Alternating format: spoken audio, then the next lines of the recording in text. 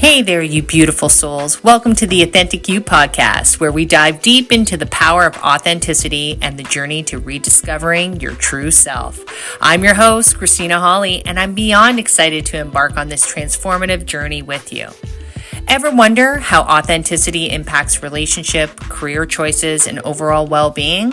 Well, wonder no more, because the Authentic You is your compass on this incredible adventure. So what can you expect from our show? Well, picture this: heart-to-heart conversation, inspiring stories, expert insights on the importance of authenticity. We're going to tackle the masks we wear, the societal expectations we navigate, and guide you back to the essence of who you truly are. The Authentic You podcast, where real stories meet real talk. Get ready to shine your light and live authentically.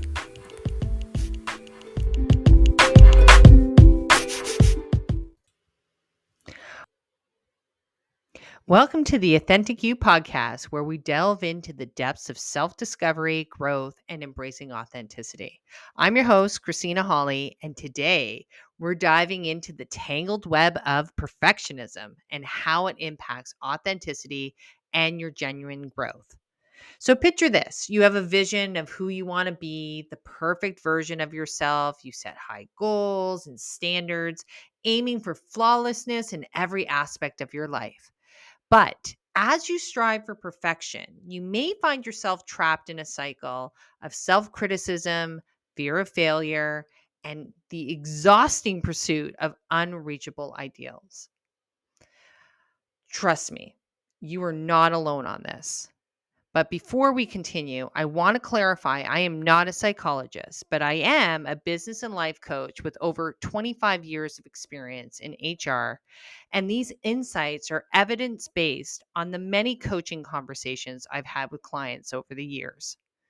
So, the first thing I would say is perfectionism is a mindset that is self imposed by setting excessive standards for oneself and being overly critical about one's performance or achievements.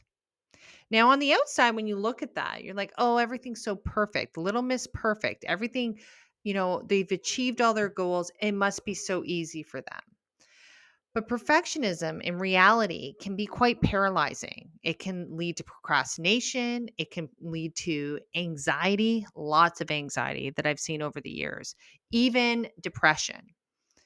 Now, the interesting thing is, it's all about how we want to look on the outside. So, on the outside, it looks perfect, but inside, we're causing ourselves a lot of angst in order to get there. And I would say this: ask yourself, is it really working for you? Does this work for you in order to hit this valid external validation that you're looking for? Now, one story that stands out for me, it's quite interesting. It was one of the clients that I was working with, and this person was a high achiever. And this perfectionism is a real thing with high achievers where, they want the straight A's, they want to have the top jobs, they want to be the best mom out there, they want to be in the position where it's quotation perfect, where society can look at them and go, you've done a great job. Look at that girl. She is perfect. And this one individual was a straight A student, and the angst that they had around thinking that they didn't have straight A's, the anxiety, even depression, like it was crippling. And it was really hard to witness this on the outside, to provide some space for them to get out of it. And what we did as we kind of work through, and I'm sharing this because I think it's really important. It aligns with the idea of perfectionism being a limitation.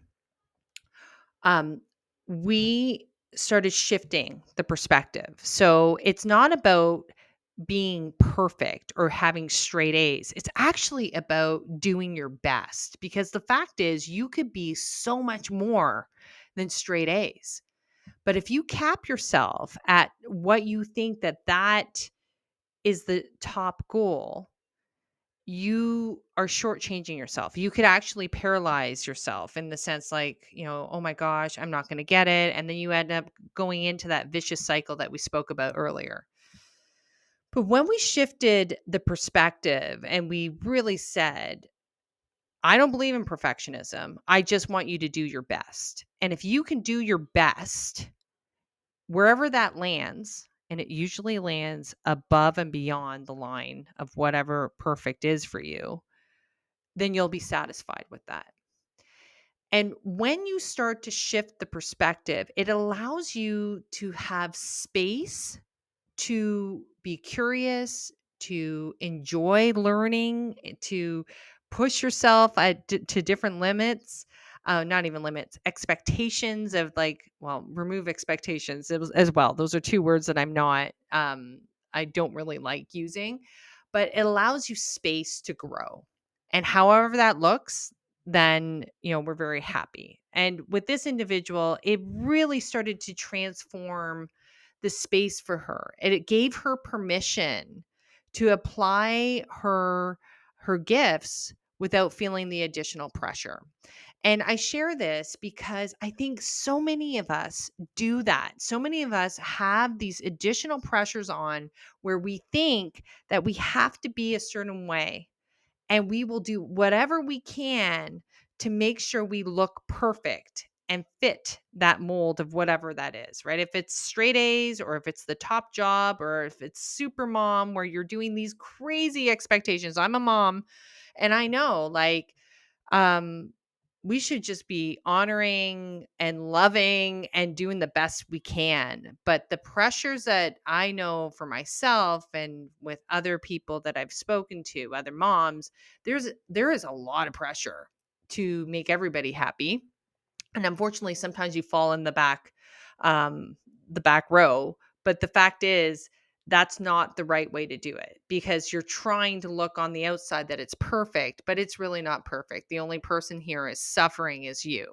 So if you change the mindset, similar to the example that I just gave, that you start to do your best and allow that with kindness and compassion towards yourself, you are far going to exceed whatever the expectation you have for yourself. So I just want to put that in place. So I'm going to compare this to my story, because I really I don't like perfectionism. I've never liked it ever. And, I'm using myself as an object lesson here. Okay. It's one of those things that I was never in a position that I could be measured up the same way as other people. My backstory, I didn't have the support the same way. So I had to be creative. And I lived my life like this. I was just like, just give me the goal and I will get there where I need to go. I will be creative. I'm okay if I fail, but as long as I'm learning, I can adapt, I can change, I can pivot.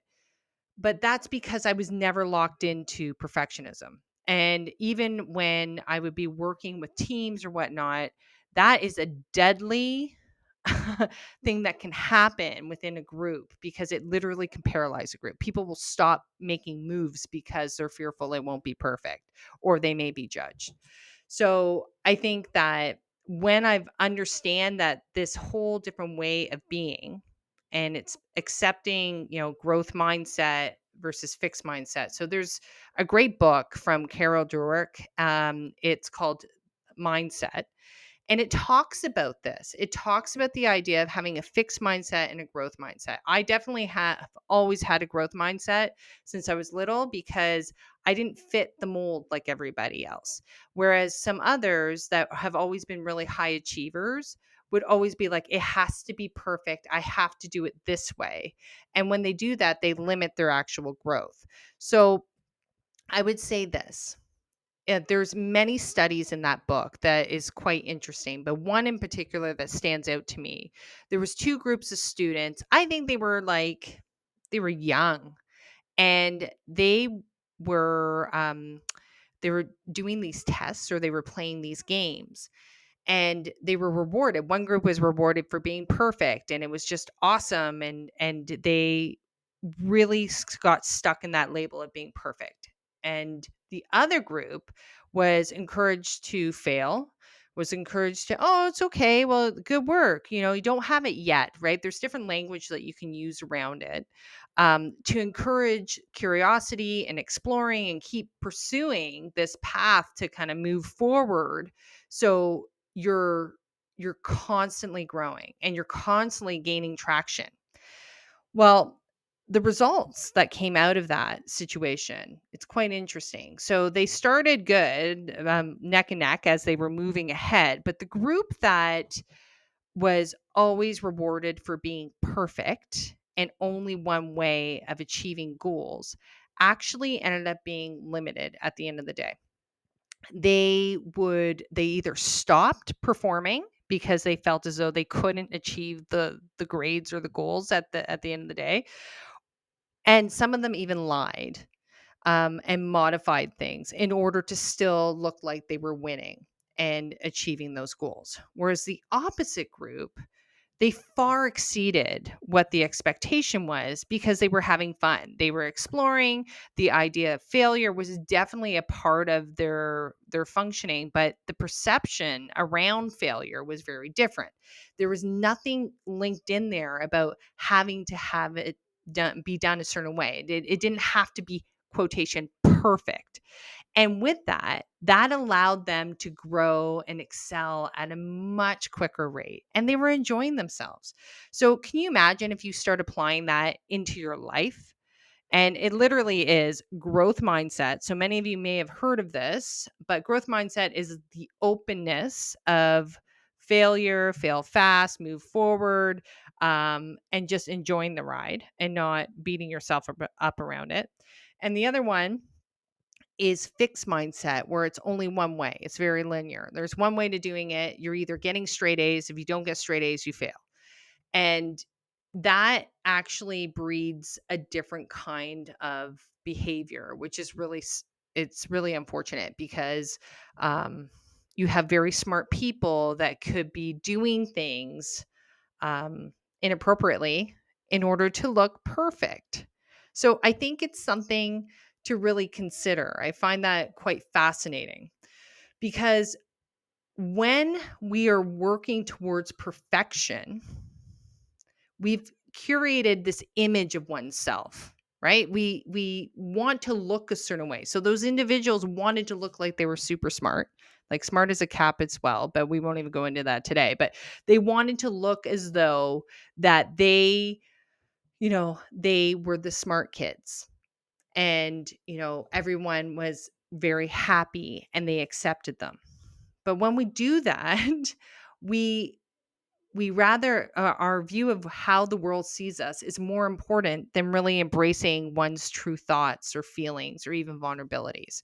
So the other group, they were speaking, they were pivoting, they were moving, they were telling how they felt, they would bounce back quite quickly. This is the whole conversation about resilience and whatnot. But the one thing that I think is really important to connect with is honestly the idea of perfection.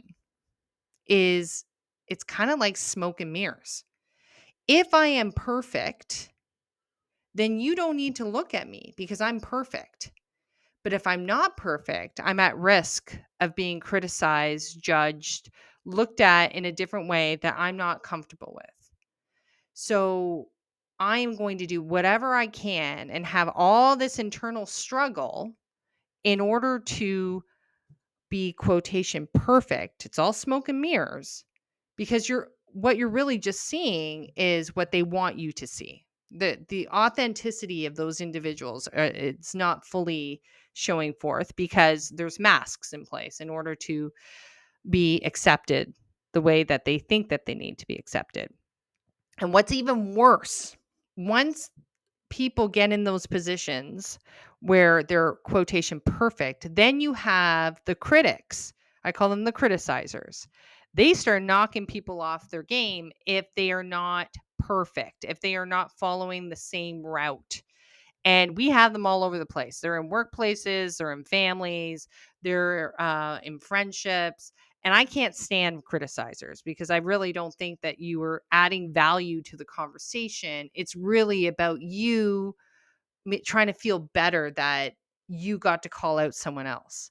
And that's unfortunate, right? We should really be breeding support, compassion, acceptance, rather than knocking people down, because people are not going to break out of the mask of perfection if they feel like they're going to be criticized.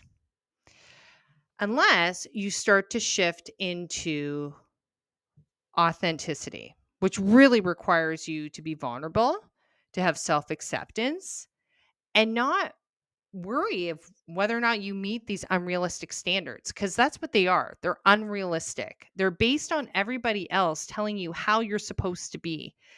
But if you are internally beating yourself up in order to meet whatever that standard is, then we have a problem.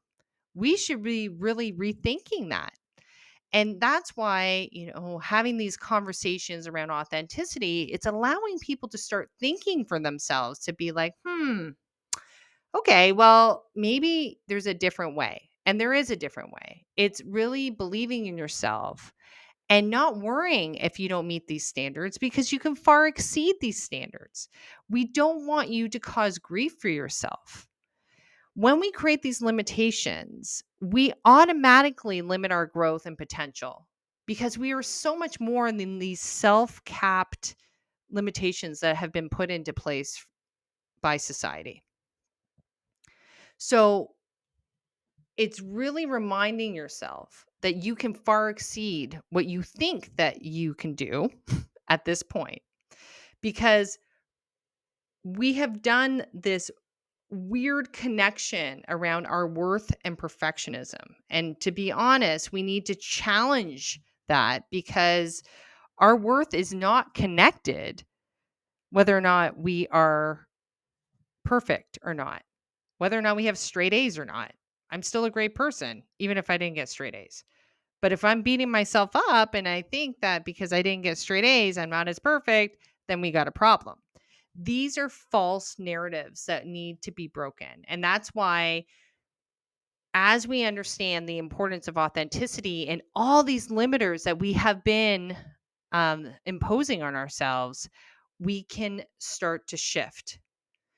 So recognize it's okay to make mistakes. It's okay, because imperfection is a part of the human experience. You're supposed to bump along. That's the only way you actually can learn. So here's a couple of little tips to manage when your perfectionism is going out of out of whack. You can start practicing self-compassion for yourself. Be kind to yourself. Stop criticizing yourself. You're doing a great job. So remember that. To celebrate the small wins, no matter how small. If you got up in the morning and that was a big deal, yes, then you celebrate it. But you have to embrace that. Do not wait for the big ones, because that could be a long time. But when you celebrate the little ones as you go, you start building momentum, and that's magic. Also, you want to surround yourself with people that are supportive and that accept you for who you are, flaws and all, that they see you and they don't judge you. That is critical in order for you to shift away from this self-limiting belief of perfectionism. And finally, remember, focus on the journey of self-discovery. Like, it's not the destination. You're never going to arrive. This is about progress over perfection. You are always working on yourself as you progress to the next version of you. You peel back a layer and you get closer to the authentic you. Don't forget to follow us on social media for updates and behind the scene contents. And if you have any suggestions about future topics or guests, we'd love to hear from you. Until next time, remember, stay curious, keep learning, and never stop exploring the fascinating world around you. Thank you for listening, and we'll catch you in the next episode.